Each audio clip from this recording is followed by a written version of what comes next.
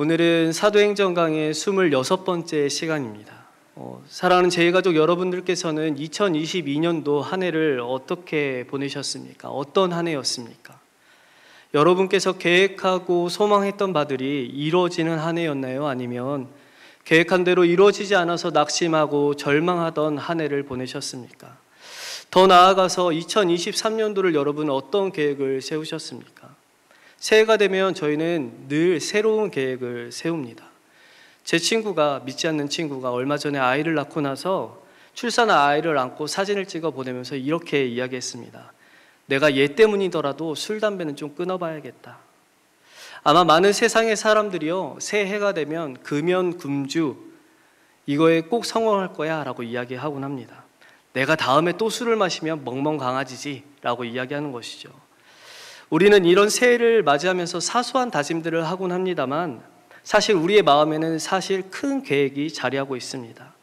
고등학생들은 자신이 원하는 대학을 진학하기 위해서 대학의 꿈을 꾸고, 청년들은 취업하기 위해서 꿈을 꾸고, 그리고 결혼을 위해서 소망하고 꿈을 꿉니다. 더 나아가서 이렇게 어려운 경제 위기 속에 있는 가장들은 앞으로 이런 경제 위기를 어떻게 뛰어넘을 수 있을지 고민하고 계획하는 것이죠. 그런데 지난 한 해를 돌아보며 계획한 것보다, 그 계획이 이루어진 것보다 계획이 이루어지지 않아서 염려하고 걱정하던 때가 더 많았던 것 같습니다. 저에게는 아들과 딸이 있습니다. 제 아들이 3살쯤 되던 해였습니다. 이 에너지 많은 이 남자아이를 어떻게 주체할 수 없겠더라고요. 그래서 아내와 함께 어린이집에 보내기로 작정했습니다. 아이와 잠시 떨어져 있는 것이 처음에는 마음이 어려웠지만 잠시나마 아내도 쉴 수 있다는 것에 마음의 위로를 얻고 보내기로 했습니다. 그런데 얼마 지나지 않아 이 아이가 어린이집을 갈 때마다, 그리고 다녀와서도 계속 우는 것입니다.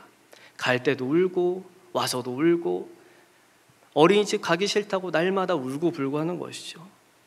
그래서 우는 아이를 어떻게든 어르고 달래서 보내봤습니다만 결국 실패해서 코로나 기간 내내 오롯이 아내와 제가 아이를 집안에서만 보는 그런 전쟁 같은 코로나 기간을 겪었습니다. 그 일이 잊혀지지 않는 것이죠.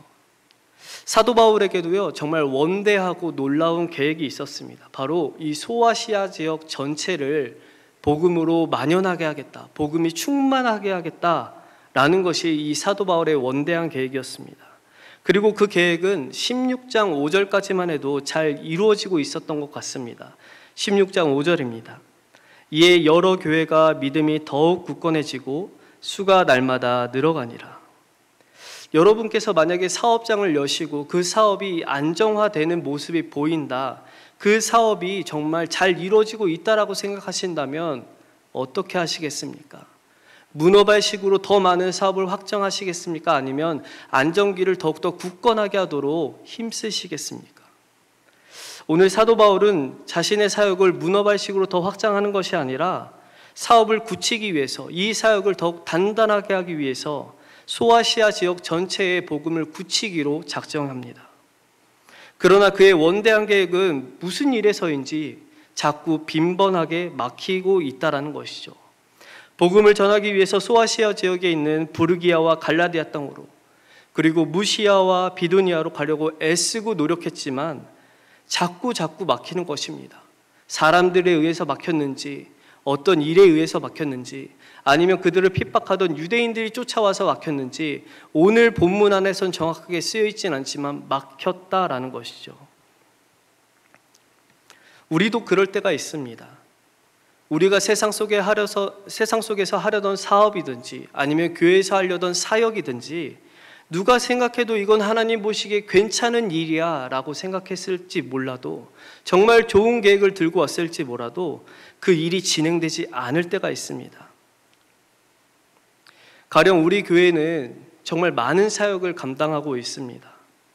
하지만 우리는 날마다 어떤 사역이 더 있을까? 어떻게 하면 이 지역사회에 복음화 시킬 수 있을까? 날마다 고민합니다. 그러면서 하나님께 선하고 좋은 뜻으로, 하나님 이런 것들이 필요합니다, 이런 사역이 있어야 되겠습니다, 하나님 더 활짝 길을 열어주십시오, 이런 마음으로 우리가 기도하고 간구하는 것이죠. 그럴 때 어떤 사역은 정말 말도 안 되게 일이 열리는가 하며 어떤 사역은 정말 말도 안 되게 막히는 걸 우리가 경험할 때가 있습니다. 우리가 이렇게 사역이 막히게 되고 우리가 꿈꾸던 일들이 멈추게 되고 계획이 무너지게 될 때 우리는 여러분 어떤 감정을 느끼시나요? 우리는 그때마다 불안을 느끼고 그 불안이 불평과 불만으로 쏟아지게 되는 것이죠. 사도 바울도 오늘 이와 같은 상황에 처했습니다.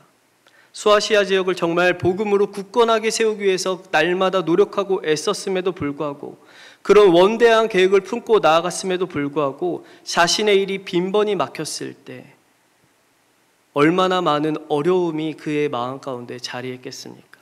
정말 일이 빠그러졌습니다. 이때 사도 바울이 불안을 느꼈다라는 것이죠. 어떻게 해야 될지 모르는 막막한 상황이 이제 사도 바울 앞에 펼쳐졌습니다. 하나님께서 쓰시는 일꾼 아닙니까? 하나님께서 이끄시는 사도 바울 아닙니까? 하나님께서 그에게 미리 알려주시기만 했다면 앞으로 이렇게 하면 된다 바울아, 앞으로 이렇게 사역하면 된단다, 이렇게 알려주시기만 했다면 불안하거나 염려하지 않았을 수 있는데 주님께서는 바울에게 미리 알려주시지 않았고 어느 날 갑자기 그의 사역이 막혔다라는 것입니다. 그러나 오늘 읽은 본문 끝자락에는 그의 사역이 불안해서 멈추지 않았고 오히려 성공적으로 사역을 다시 시작하는 것을 우리가 볼 수 있습니다. 15절입니다. 그와 그의 집이 다 세례를 받고 우리에게 청하여 이르되 만일 나를 주 믿는 자로 알거든 내 집에 들어와 유하라 하고 강건하여 머물게 하니라. 어떻게 계획대로 이루어지지 않은 이 상황 속에서 불안과 염려가 많은 그 상황 속에서 사도 바울의 사역은 꽃을 피울 수 있었을까요? 반대로 우리가 세운 계획이 틀어지고 불안하고 염려로 가득할 때 어떻게 하면 사도 바울처럼 하나님이 일하시는 것을 맛볼 수 있을까요? 오늘 본문을 통해서 두 가지만 한번 살펴보려고 합니다. 첫째, 불안은 나의 끝이 아니라 하나님의 시작이다라는 것입니다. 과거 이스라엘 사람들은 불안이 막연히 찾아오고 두려움이 있을 때 세상과 같은 방식을 취하는 걸 굉장히 좋아했습니다. 사사 시대의 마지막 사사였던 사무엘이 다스리던 그때에 사무엘의 아들들이 그와 사무엘과 비슷한 모습이 없자 백성들이 사무엘에게 이와 같이 요구합니다. 사무엘상 8장 5절입니다. 그에게 이르되 보소서 당신은 늙고 당신의 아들들은 당신의 행위를 따르지 아니하니 모든 나라와 같이 우리에게 왕을 세워 우리를 다스리게 하소서 한지라. 사무엘은 늙었고 아들들은 사무엘과 같지 않습니다.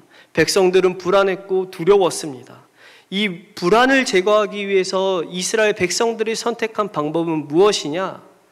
모든 나라와 같이 세상에 있는 방법과 같이 왕을 달라는 요구였습니다. 하나님이 통치하시는 것을 뻔히 알고 있었음에도 불구하고 자신들의 눈앞에 있는 이 불안의 요소를 제거하기 위해서 세상과 같은 왕을 요구했다라는 것이죠. 오늘 사도 바울 역시도 자신의 선교 계획이 막히는 불안을 겪고 있습니다. 이리 가도 막히고 저리 가도 막히는 것이죠. 6절과 7절입니다. 성령이 아시아에서 말씀을 전하지 못하게 하시거늘 그들이 부르기아와 갈라디아 땅으로 다녀가 무시아 앞에 이르러 비두니아로 가고자 했을 때 예수의 영이 허락하지 아니하시는지라. 자신이 계획한 일들이 원하는 방향으로 가고 있지 않을 때 철저히 막히는 이 상황 속에서 사도 바울은 불안했지만 그 불안 뒤에 보이지 않는 손길로 우리의 삶을 인도하고 있는, 사도 바울을 인도하고 있는 하나님의 손길을 보았다라고 얘기하는 것이죠. 그것이 있음을 그가 간파했습니다.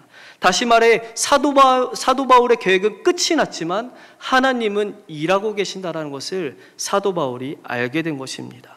이 모든 일을 막으시고 다시 시작하게 하시는 이가 누구입니까? 오늘 6절과 7절에서는 성령이요 예수의 영이다. 하나님의 영이시고 예수의 영께서 우리의 계획을 막으실 때가 있고 다시 일하게 하실 때가 있다라고 하시는 것이죠. 우리 삶에 불안이 찾아왔을 때 우리에게도 이런 눈이 필요합니다. 우리는 우리의 계획이 막혔을 때 어떻게 행동할까요? 더 치밀한 방법으로 세상의 방법을 동원해서 내 계획이 이루어지길 간절히 소망하지 않습니까? 어떻게든 이 일을 이루어내야지. 계획을 이루기 위해서 노력을 더하는 것이 우리의 모습입니다. 그래서 하나님이 원하지 않는 방법까지 선택하는 것이 우리의 모습이라는 것이죠. 여러분이 잘 알고 있는 시편 121편은 이렇게 이야기합니다. 1절입니다. 내가 산을 향하여 눈을 들리라. 나의 도움이 어디서 올까? 이 시편의 저자는 어떤 위기와 어려운 상황에 처한 것 같습니다. 마음이 많이 두려웠을 것입니다. 그래서 자신의 도움을 찾기 위해서 산을 쳐다보았다.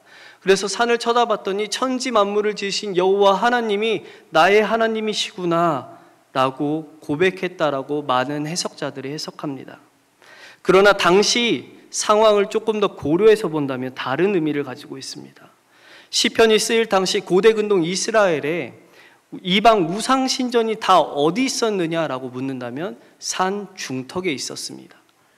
다시 말해서 밤이나 낮이나 고개를 들어서 산을 보았을 땐 무엇을 볼 수 있는 겁니까? 이방 우상 신전을 볼 수 있다라는 것이죠. 1절에서 내가 산을 향하여 눈을 들리라. 나의 도움이 어디서 올까라고 하는 이 말은 하나님이 나의 도움이십니다라는 요청이 아니라 오늘 내가 이 어려운 상황을 해결하기 위해서 눈을 들어서 어떤 이방신을 찾아봐야 될까라고 얘기하고 있는 시편 저자의 고백이라는 것이죠. 하나님을 찾는 것이 아니라 먼저 세상 사람들이 하는 모든 방법을 찾아보는 것이 우리네 인생입니다. 이것이 우리가 불편을 해결하려고 하는 방법이다라는 것이죠. 그러나 불안은 우리를 좌절하게 하고 절망하게 하는 것이 아니라 또 다른 힘을 가져오게 하는 원동력입니다. 충신대 신대원에 계시는 이관직 교수님이란 분이 계시는데 이분이 목회 상담학을 가르치십니다. 그분이 쓴 책 중에 성경으로 불안 극복하기라는 책이 있습니다. 여기에서 불안에 대해서 이렇게 소개합니다. 에덴 동산은 불안과 두려움에서 자유로운 곳이었다. 그러나 죄가 에덴 동산에 들어오면서 불안과 두려움이 시작되었다. 따라서 역사적으로 에덴 동산과 종말론적인 천국 사이에 존재하는 모든 인간은 살아 숨쉬는 동안 불안과 두려움을 경험한다. 엄마 뱃속에서부터 무덤에 들어갈 때까지 불안과 두려움에서 자유로운 사람은 단 한 명도 없다. 하나님의 자녀라고 해서 예외는 아니다. 우리는 우리의 계획이 성공적으로 이루어지기만 한다면 불안이 제거될 것이라고 우리는 생각합니다. 그러나 여러분이 계획한 대로 이루어 본 적 있으시잖아요? 원하는 뜻대로 이루어진 적이 있음에도 불구하고 그 뒤에도 날마다 우리는 불안이 있었습니다. 그래서 이관직 교수님은 이 불안이 꼭 나쁜 기능만 있는 것은 아니다. 불안은 오히려 좋은 기능이 있다라고 소개를 합니다. 그 중에서 제가 몇 가지만 소개하겠습니다. 두려움은 이 땅에서 생존하도록 도와주는 역할을 한다. 불안은 지켜야 할 적절한 경계선을 인식하게 하고 지키는 데 도움을 준다. 불안과 두려움은 하나님을 섬기는 삶에 유익하다. 불안은 각성하게 하며 분별력을 갖게 하여 속지 않도록 한다.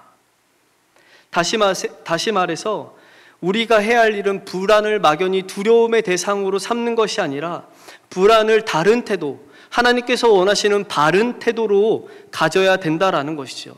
그래서 나인홀드 리버라는 사람은 불안에 대해서 자신의 태도를 이렇게 고백합니다. 하나님, 제가 바꿀 수 없는 것들은 평온하게 받아들이는 은혜를, 제가 바꿔야 하는 것들은 바꿀 수 있는 용기를, 그리고 이 둘을 분별할 줄 아는 지혜를 주옵소서. 우리 인생에 불안이 찾아왔다라는 것, 우리 인생에 어려움이 왔다라는 것은 이제 내 시선을 돌려 주님을 바라봐야 될 때다. 나의 경험과 나의 노력이 아니라 하나님을 바라볼 때 하나님께서 일하시는 것을 우리가 바라볼 수 있다라는 것이죠. 내가 계획하고 실행하던 모든 것은 끝났고 이제 하나님께서 일하시는 새로운 시작이 내 눈앞에 펼쳐질 것이다라는 불안을 바라보는 새로운 시각이 여러분 가운데 있으시길 소망합니다. 그럴 때 비로소 10절에 사도 바울의 고백처럼 하나님의 뜻을 깨닫고 인정하는 우리의 모습이 나타날 줄 믿습니다. 그런가 하면 두 번째, 우리의 일이 막혔을 땐 응용이 아니라 기본기로 돌아가야 한다라는 것입니다. 사도 바울은 불안한 상황 속에서 자신이 계획하지 않았던 유럽 지역, 빌립보 지역으로 도착하게 됩니다.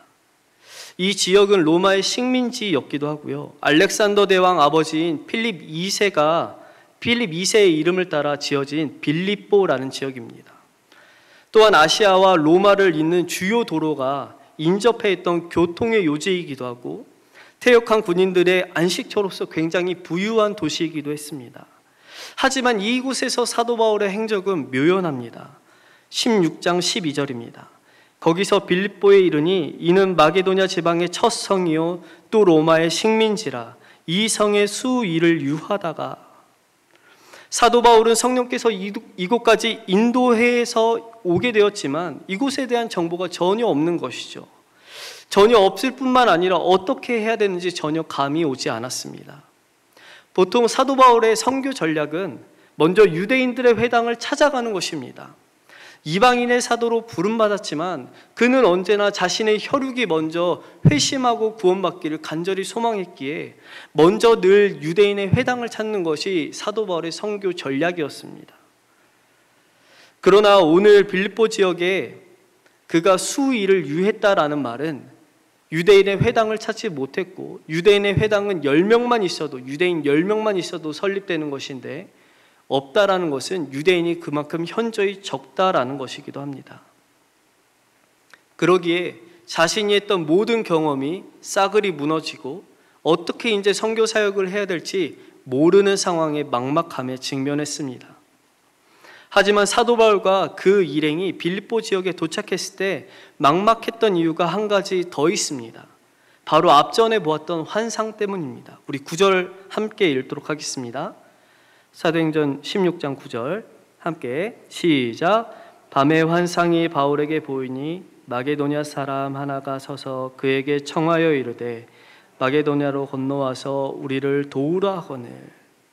성령의 인도함을 받고 있는 사도 바울에게 꿈인지 생시인지 모르는 환상이 하나 보여졌는데 마게도냐 사람이 건너와서 우리를 도우라라고 요청하고 있는 것이죠. 오늘 본문 9절에서는 그냥 마게도냐 사람이라고 써져 있지만 사도 바울이 봤던 이 실루엣의 환상은 남자였습니다. 다시 말해 남성과 같은 실루엣이 자기들에게 손짓하며 마게도냐로 건너오라라고 요청하고 있는 것이죠. 사도 바울이 유대인의 회당을 찾으려 했던 이유도 여기 있습니다. 유대인의 회당에는 남성들이 모이는 곳이었기 때문에 이 환상에서 봤던 이 남성이 거기 있을 거라고 확신했을 것입니다. 그런데 회당이 없자 사도 바울은 이 환상이 이루어지지 않고 막막한 상황에 처했다라는 것이죠. 회당에 가기만 했으면 이 남성을 찾았을 수 있을 것인데 회당이 없으니 막막한 처지가 되었다라는 것입니다. 그래서 사도 바울은 무엇을 할지 모른 채 수일을 머물렀다라는 것이죠. 그렇게 아무것도 할 수 없다라고 판단되어지는 그때에 그가 하는 첫 행동이 무엇입니까?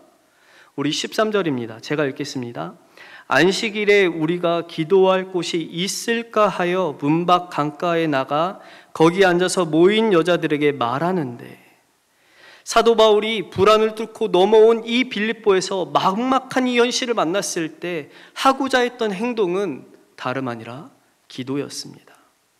막막했기 때문에 선교 전략을 바꿔서 다른 응용 프로그램을 짰을 법도 한데 그는 그 모든 것을 버려두고 자신이 늘 했던 방식, 자신의 기본기였던 기도로 돌아갔다라는 것이죠.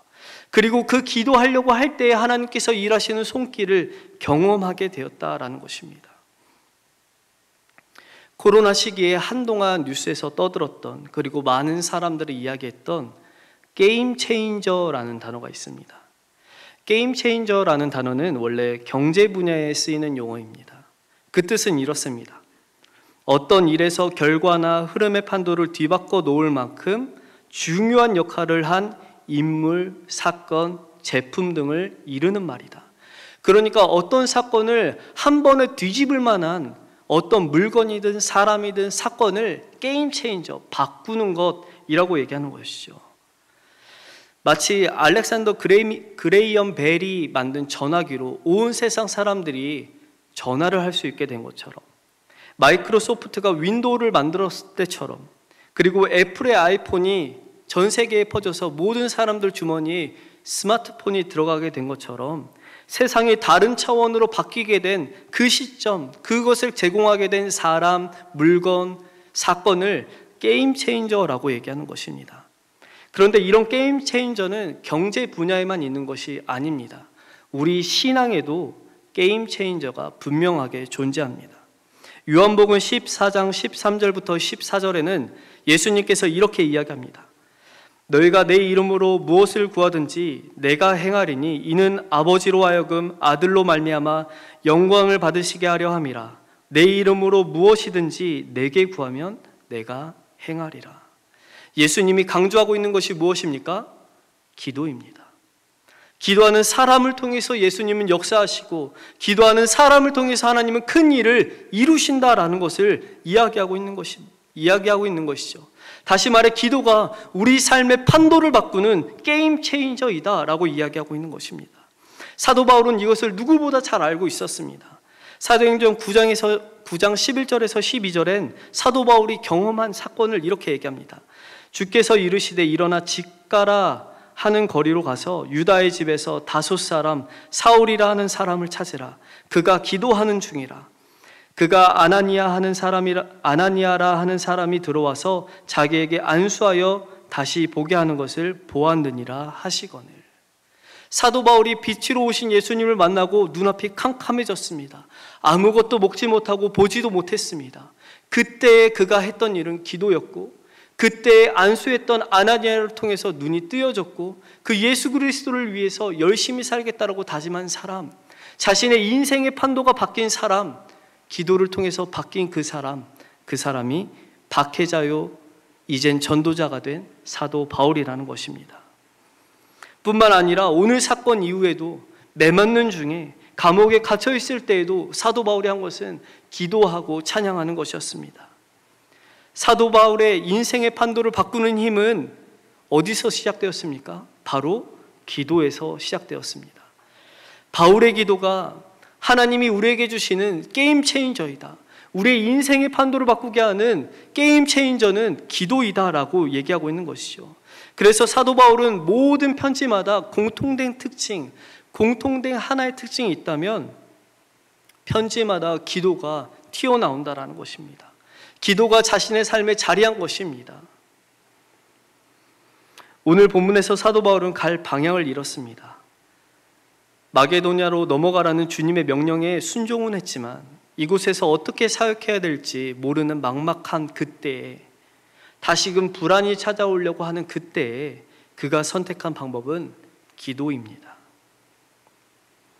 그때 하나님께서 예비하신 그 사람 루디아, 마게도냐 사람 루디아를 만나게 하는 것이죠.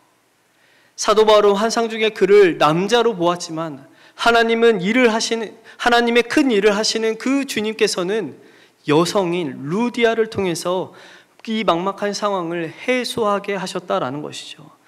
불안하고 막막한 삶 속에서 기도가 그의 인생의 돌파구가 되고 기도가 모든 사역을 이끌게 하는 힘이 되었다라는 것이죠. 그래서 사도 바울은 후일에 자신이 감옥에 갇혀 있을 때에도 빌립보 교회에 편지를 하면서 다음과 같이 말합니다. 빌립보서 4장 6절입니다. 아무것도 염려하지 말고 다만 모든 일에 기도와 간구로 너희 구할 것을 감사함으로 하나님께 아뢰라. 우리가 염려하고 어렵고 상황이 힘든 중에 불평과 원망을 쏟아낼 수 있지만 그런 어려운 상황에 처하여서 좌절할 수 있지만 그때에 어떻게 하라고 합니까? 기도하라 하시는 것이죠. 기도가 막막한 우리의 삶의 판도를 바꿀 수 있는 능력이다. 하나님의 능력을 가지고 오게 하는 사건은 기도로부터 온다라는 것을 사도 바울이 이야기하고 있고 그것이 우리의 믿음의 뜻대로 되는 줄 믿습니다. 사랑하는 제2가족 여러분, 우리의 생각과 계획은 뜻대로 이루어지지 않기 때문에 더 힘든 날이 많은 것 같습니다. 그 계획이 이루어지지 않아 불안할 때 나의 계획이 끝났다라고 생각하는 그때에 하나님이 일하고 계신다는 것을 여러분 믿으시길 소망합니다. 더 나아가서 우리 믿음의 가장 기본적인 신앙, 기도를 통해서 주님께서 일하시는구나.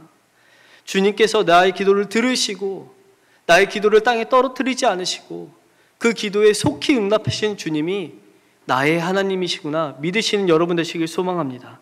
말씀 한 구절 읽고 오늘 설교를 마무리하도록 하겠습니다. 잠언 16장 9절입니다. 사람이 마음으로 자기의 길을 계획할지라도 그의 걸음을 인도하시는 이는 여호와시니라.